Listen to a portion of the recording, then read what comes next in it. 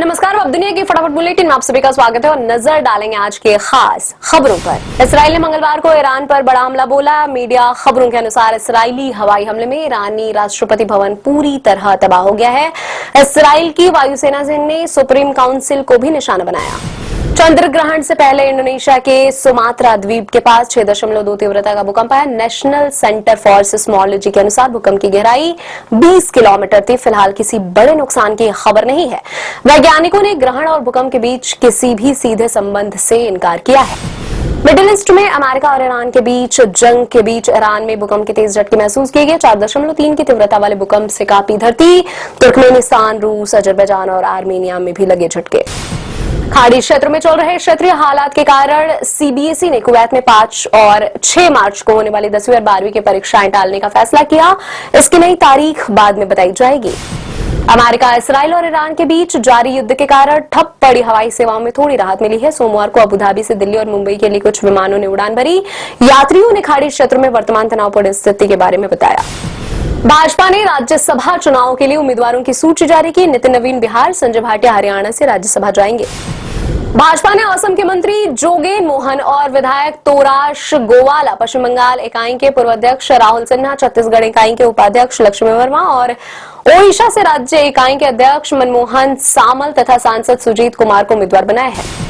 तमिलनाडु के MK Stalin सरकार का चुनावी दाव। मुख्यमंत्री स्टालिन ने कहा, मार्च की पेंशन के साथ ही बुजुर्गों और महिलाओं के खाते में 2000 रुपए अतिरिक्त डाल दिए गए हैं।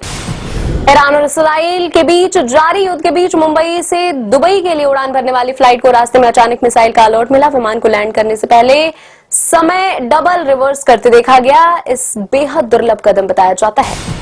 ईरानी रेड क्रिसेंट सोसाइटी ने कहा, युद्ध में अब तक अमेरिका इसराइल के हवाई हमलों में ईरान में कम से कम 787 लोग मारे गए हैं। लेबनान की सरकारी नेशनल न्यूज एजेंसी ने बताया, लेबनानी सेना इसराइली सीमा के पास स्थित अग्रिम चौकियों को खाली कर रही है। राहुल गांधी ने कहा कि ईरान पर एक तरफा हमले और साथ ही ईरान द्वारा अन्य पश्चिम एशियाई देशों पर किए गए हमलों की निंदा की जानी चाहिए। प्रधानमंत्री नरेंद्र मोदी को इस पर बोलना चाहिए। कहा, चुप्पी साधने से विश्व में भारत की प्रतिष्ठा कम हो रही है। स्थानीय मीडिया के मुताबिक दक्षिण पूर्वी ईरान में एक एयरबेस पर हुए हवाई हमले में कम से कम 13 ईरानी सैनिक मारे गए हैं। इसराइली सेना ने कहा, ईरान के खिलाफ हमले जारी रखते हुए सैनिक दक्षिणी लेबनान में सक्रिय हैं।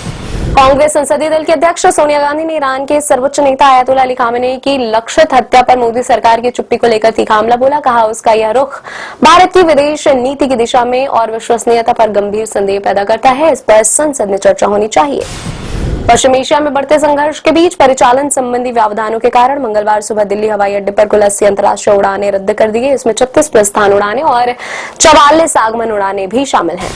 इसराइल के प्रधानमंत्री बेंजामिन नेतन्याहू ने कहा, ईरान का परमाणु और मिसाइल कार्यक्रम पूरी दुनिया के लिए खतरा और इसराइली सेना की कार्रवाई का उद्देश्य केवल इसराइल की नहीं बल्कि पूरे विश्व की सुरक्षा करना है। रक्षा मंत्रालय ने कहा, भारत ने 6 उन्नत हल्के हेलीकॉप्टरों और मिसाइलों की खरीद के लिए 5083 करोड़ रुपए का अनुबंध किया है। ईरान के नातांज परमाणु स्थल को हाल ही में कुछ नुकसान हुआ है। एक रिपोर्ट में कहा गया है कि विकिरण संबंधी कोई प्रभाव नहीं होने की आशंका जताई गई है।